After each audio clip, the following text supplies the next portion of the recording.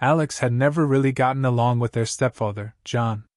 It wasn't that he was a bad guy, he was just, well, John. A living embodiment of rigid, uptight seriousness. Alex, on the other hand, had always been the unpredictable wild card of the family, sarcastic, inappropriate, and way too comfortable making jokes about things that made others squirm. So when Alex received the letter, they figured it would be some kind of bizarre mistake. But no, Uncle Cedric had indeed left them an inheritance. A massive one. It just came with a little complication. You're kidding, Alex muttered aloud, holding the letter in one hand, sipping their lukewarm coffee with the other. Their apartment looked like a crime scene of a bad breakup, clothes scattered across the floor, pizza boxes piled high, a faint scent of stale wine. The letter was still unread in their hands, and it had already started to feel like the kind of thing that could ruin their day, or make it exponentially more interesting. It was a bad habit of Alex's to get excited about the worst possible outcomes. A bit like how they approach sex, throw caution to the wind and hope something decent happens.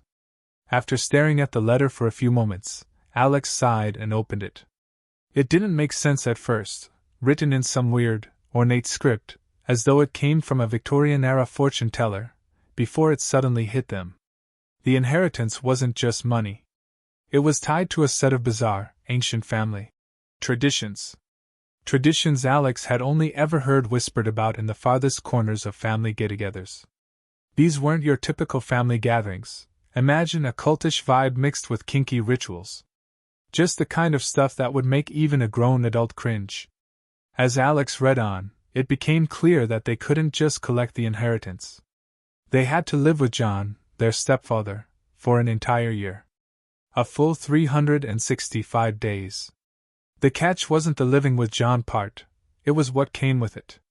Alex would have to participate in the family traditions that Uncle Cedric had meticulously outlined. Some of these included things like the naked fortune ritual, a family custom where everyone must strip naked and chant weird incantations at the stroke of midnight to reveal their true selves. There was also the belly flop of love, a peculiar bonding exercise where the participants had to throw themselves into a pool of jello while making heartfelt confessions about their deepest sexual fantasies. The absurdity of it all hit Alex like a ton of bricks. It was too ridiculous, too off the wall not to be real. And now John, was going to have to deal with it. Ah, shit, Alex said, rubbing their face, suppressing a laugh. The absurdity of it all was too much. They'd seen their share of weird family traditions. Last year, their aunt insisted on a compliment bombing, where everyone had to shower each other with compliments until someone broke down crying. But this? This was on another level. They looked up at the ceiling and took a deep breath. This was going to be awkward, in a way that made everything else seem tame. They could already imagine John's face when he learned what he was in for. He had no idea what was coming. Guess I'm stuck with him for a year, Alex muttered, standing up and stretching. They paced around the room for a second, then picked up their phone. Maybe I should call him and break the news. They dialed John's number without thinking twice. Alex could already feel the tension building, as though the universe had conspired to create this ridiculous situation just to watch them both suffer. The phone rang twice before John answered, his voice as dry and formal as always. Hello? Hey, John, Alex said, forcing casualness into their voice. Got something pretty wild to tell you. Are you sitting down? This is going to sound insane. I'm always sitting down, Alex. You know that, John replied, his voice flat.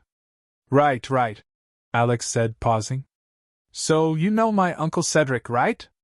The one who disappeared after the whole chicken curse thing? That one? John's voice cracked slightly. Yes, I remember him. Well, he left me an inheritance. Alex paused for dramatic effect.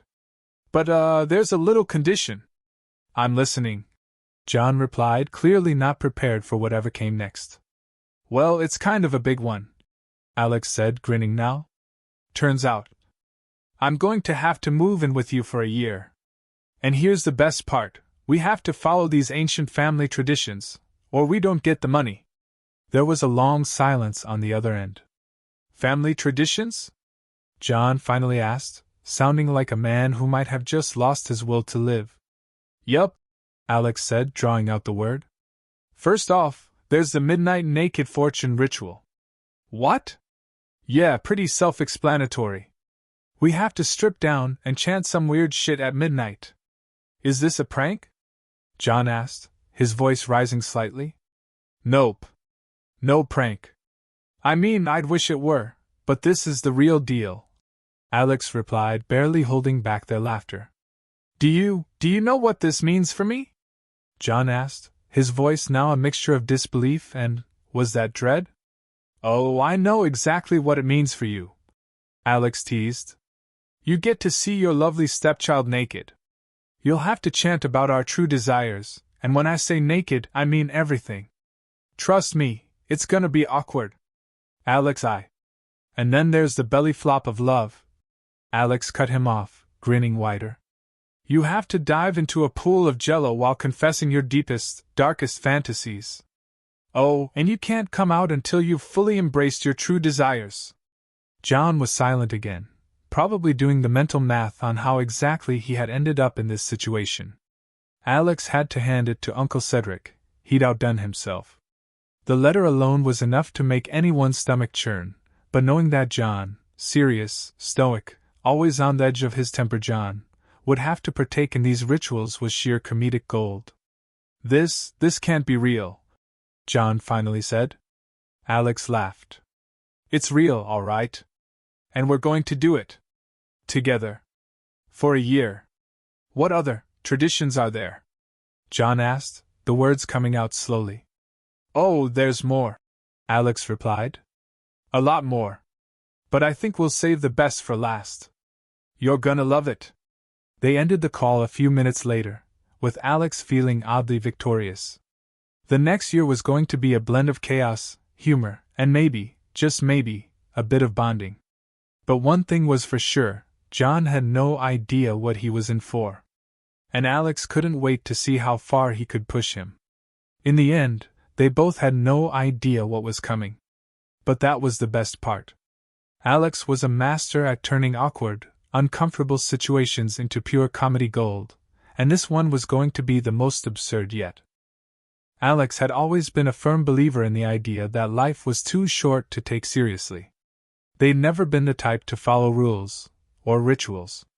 So when the letter told them they had to live with John for an entire year, Alex's first instinct was to toss it in the trash. But the mention of the inheritance, a massive fortune, changed everything. For the first time in years, Alex felt a tinge of motivation. Sure, they hated John with every fiber of their being, but the thought of $1 million payout after enduring a year of nonsense, that was tempting. All right, let's see how far this insanity goes, Alex muttered to themselves, reading on. The traditions were outlined in painstaking detail, like something straight out of a psychotic reality TV show. The first rule was simple enough. Alex had to live with John in his pristine, sterile suburban home. The second rule, however, was where things started to get weird. Every Sunday morning, Alex and John would be required to take part in something called the Rite of the Crooked Feather. The ritual had to be performed at dawn, and it involved wearing nothing but a ceremonial cape made out of old linens. The purpose? To commune with the ancestors, or some other nonsense. Alex laughed to themselves, picturing John, Mr. Clean himself, stripping down to this absurd cape, looking like a confused, middle-aged stripper at a family-friendly barbecue. But that was just the beginning. Each week, John would have to participate in various cleansing rituals, which included performing certain family duties, like anointing Alex's spirit with oils while chanting absurd prayers about prosperity and fertility. No one in the family had ever successfully explained these traditions without turning bright red or running off in a panic. That alone was worth sticking around for. Alex could already imagine John's face as they had to rub essential oils into their skin while chanting, "I am one with the ancestors," and pretending not to gag. The kicker? The final rule of the inheritance was a complete game changer. Alex wasn't just required to stay with John and endure his miserable existence. They also had to convince him to participate in every single one of these asinine traditions. John wasn't a fool. He was a man who didn't believe in anything that couldn't be scientifically proven. No amount of persuasion or logic would get him to fall in line. That's where Alex's charm, if you could call it that, came in. They had an uncanny ability to manipulate people, to convince them of things that made absolutely no sense. It would take finesse, but Alex had a plan. They weren't about to wade through this family's weird-ass rituals for nothing. The inheritance was the prize, but the journey? The journey would be nothing short of pure entertainment. The image of John, his normally no-nonsense attitude broken down by the sheer absurdity of these rituals, already made Alex smirk. It would be like watching a grown man squirm through a bad date, awkward, uncomfortable, and utterly hilarious. When Alex finally dropped the bombshell on John, the reaction was as predictable as it was priceless. They found him in the living room, flicking through some financial news on his tablet, wearing his serious face. John had the same expression on his face whenever he dealt with anything that didn't involve spreadsheets, investment portfolios, or the latest political scandal. He barely looked up as Alex announced that they'd be living together for the next year. "Great," John said, not bothering to make eye contact. "I assume you're still terrible at cleaning then?" Alex rolled their eyes. "Oh, John, you have no idea. I've got a whole year's worth of traditions to throw in your face. You ready for some family bonding?" John's eyebrows furrowed. "What do you mean, traditions?" Alex grinned, tossing the letter on the coffee table. "You'll find out soon enough. Let's just say you might need to clear your schedule every Sunday morning for the next few months. The ancestors demand it." John glanced at the letter with skepticism. Then he did a double take, clearly registering the bizarre list of rules. His mouth twisted in confusion, the first crack in his ever-perfect demeanor. "You've got to be kidding." Alex raised an eyebrow. "Nope. I'm dead serious." For the first time, Alex saw a flicker of something resembling panic in John's eyes. It was an emotion Alex had never seen from him before, and it was going to be hilarious watching John try to keep his cool as they moved forward with this madness. The next day, things took an even more ridiculous turn when Alex brought out the ceremonial linens. John's face went pale when he saw them. "Wait, you can't seriously expect me to wear that?" "Oh, you bet your ass I do," Alex said, throwing the cape at him. "It's tradition. We have to do it. Don't worry. I'll guide you through the process." John was not amused. "I'm not putting on some ridiculous outfit and chanting ancestors' nonsense with you." "Well, it's either that," Alex said, grinning, "or you forfeit the inheritance." John stared at Alex for a long moment, trying to process the insanity of it all. He sighed, resigned to the ridiculousness of the situation. "Fine. But I'm not doing any of those chants. It's stupid." Sure, Alex said. "But you're still wearing the cape. No backing out now." And that was just the beginning. Over the next few weeks, every Sunday turned into a circus act. Alex couldn't help but laugh as John's uptight nature slowly began to crack. The more they pushed him into these bizarre rituals, the more John's controlled, serious life spiraled into chaos. But it wasn't just John who was in for a rough time. Alex had their own moments of discomfort. As much as they mocked the traditions, they found themselves becoming more and more involved in the absurdity. It wasn't just a one-sided joke. The traditions were starting to affect them in ways they hadn't expected. Still, Alex wasn't backing down. After all, a year of this madness meant a lifetime of financial freedom. The price was high, but the payoff would be worth it. And with each passing day, Alex couldn't help but wonder just how far they could push John before he snapped. It was going to be one hell of a year. The first Sunday arrived quicker than Alex had anticipated. They'd spent the last few days trying to mentally prepare for the absurdity ahead, though they had no real expectation that they'd be ready for what came next. It didn't help that John, in his usual serious, no-nonsense manner, had spent the morning grumbling about the things that needed to be done, and setting a good example. The irony of the situation wasn't lost on Alex. John, the king of conformity, was about to dive headfirst into a world of bizarre, almost perverse rituals. But Alex wasn't going to let that stop them from enjoying every single moment of the impending disaster. At precisely 6 a.m., Alex found themselves standing next to John in the middle of the living room, both of them wearing the ridiculous ceremonial capes made from what Alex could only assume were ancient bed linens. The smell of mothballs clung to the fabric like a bad decision. The floor was cold beneath their bare feet, and Alex couldn't help but feel that the cape only accentuated how absurd the whole thing was. It barely covered anything, leaving too much exposed. But that was the least of their concerns. "All right, here we go," Alex said with a grin, watching John's face contort into a mask of confusion and disgust. The older man stood there, stiff as a board, his arms rigid by his sides. He was trying to look dignified, but it wasn't working. John was the epitome of unamused. "I don't know what you think this is, Alex, but I don't see any point in." "Just follow the damn instructions," Alex interrupted, barely suppressing a laugh. "It's just an hour of weirdness. Let's get it over with." John's glare could have melted steel, but Alex was too caught up in the absurdity of it all.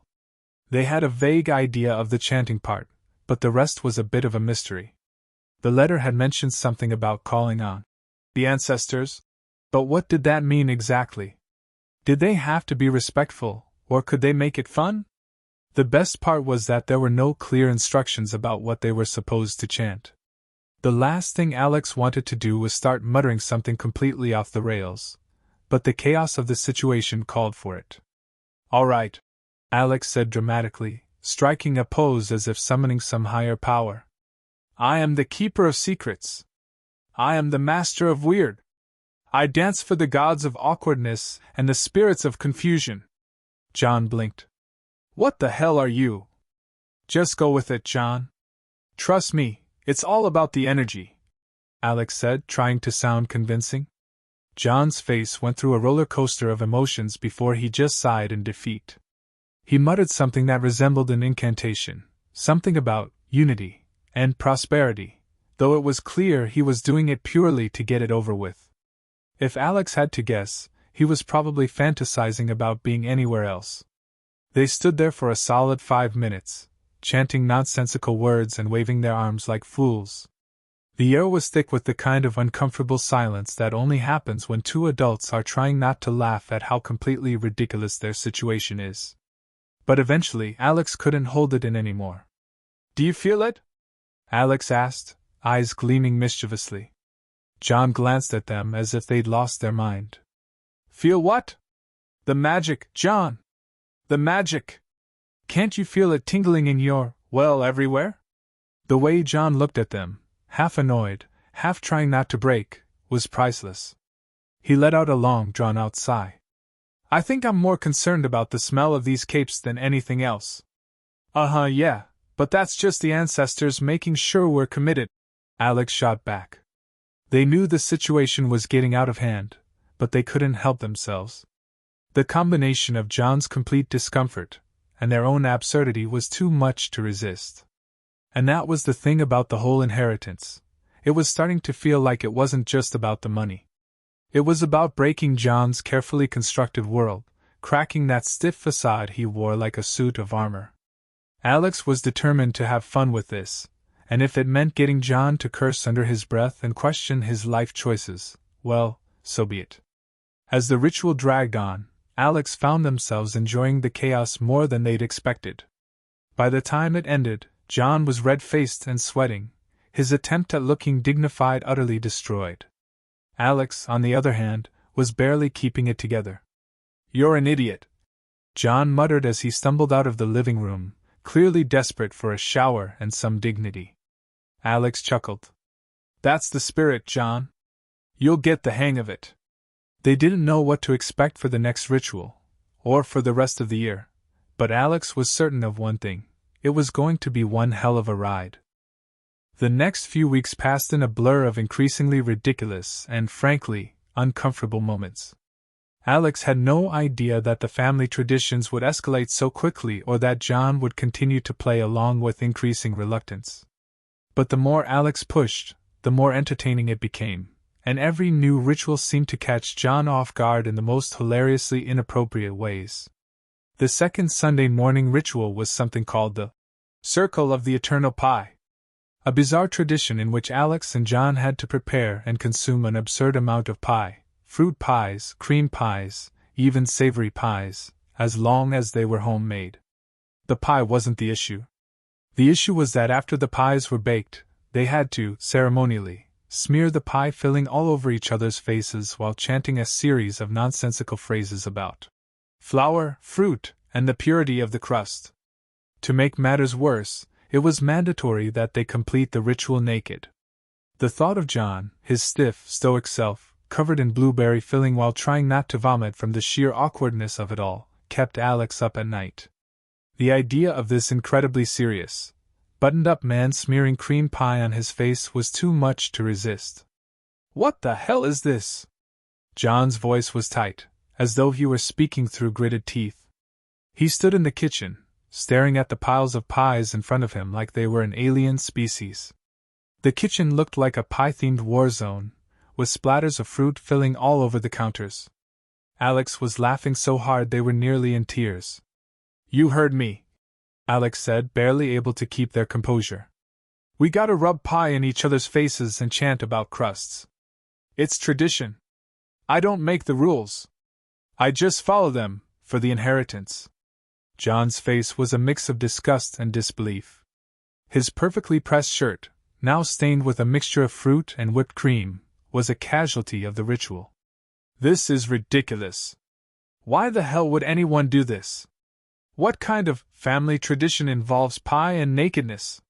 "Look, John," Alex said, trying to suppress a giggle. "Don't overthink it. Just rub the pie on my face, chant some weird words, and we'll move on with our lives. It'll be fine." Alex paused, as if considering. "Also, I'm pretty sure it's all about getting through the weird stuff without dying of embarrassment. That's the real test." John's eyes narrowed, his nostrils flaring. He was holding a pie tin as though it were a grenade ready to explode. The whole situation had crossed into absurd territory, and Alex wasn't about to let it slip by unnoticed. "Fine," John muttered, wiping a smear of pie from his cheek and glancing around the room, clearly uncomfortable with the sheer amount of cake-related chaos they were surrounded by. "But you better not expect me to do any of this next Sunday. This is humiliating." Alex laughed harder, eyes watering. "John, I don't know if you've noticed, but this whole tradition thing isn't about dignity. Hell, I think it's about testing how much we can stand before we snap." The whole mess would have been impossible to survive without Alex's chaotic energy propelling them both forward. John might have tried to flee if it wasn't for the damn fortune waiting for them at the end of the year. But deep down, Alex knew that this ridiculousness wasn't just about pie and nakedness. It was about seeing just how far they could push John before he cracked.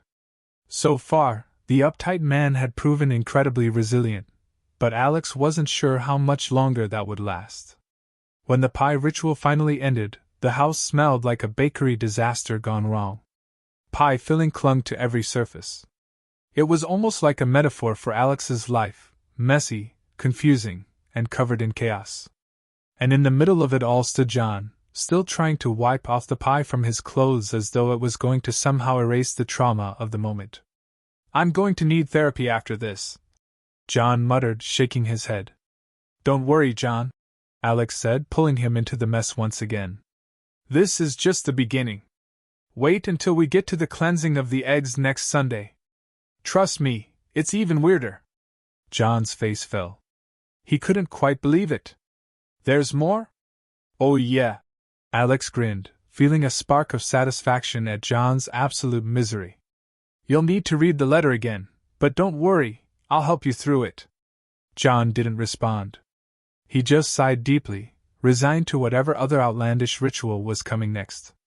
And as the absurdity of the situation set in, John, the prim and proper man, covered in pie while preparing for the next family tradition, Alex couldn't help but laugh. This was going to be one hell of a year.